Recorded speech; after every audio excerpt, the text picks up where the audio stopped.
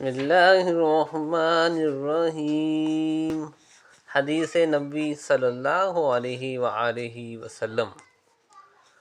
حمام کہتے ہیں سیدنا جریر بن عبداللہ رضی اللہ تعالیٰ عنہ نے پیشاب کیا، پھر وضو کیا اور موزوں پر مسح کیا۔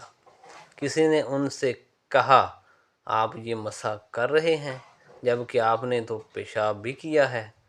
تو انہوں نے کہا جی ہاں، کیونکہ میں نے رسول اللہ صلی اللہ علیہ وآلہ وسلم کو دیکھا کہ آپ نبی کریم صلی اللہ علیہ وآلہ وسلم نے پیشاب کیا، پھر وضو کیا اور اپنے موزوں پر مسح کیا۔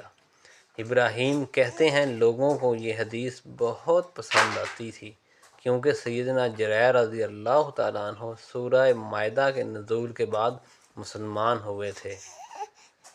مسند احمد حدیث نمبر 725۔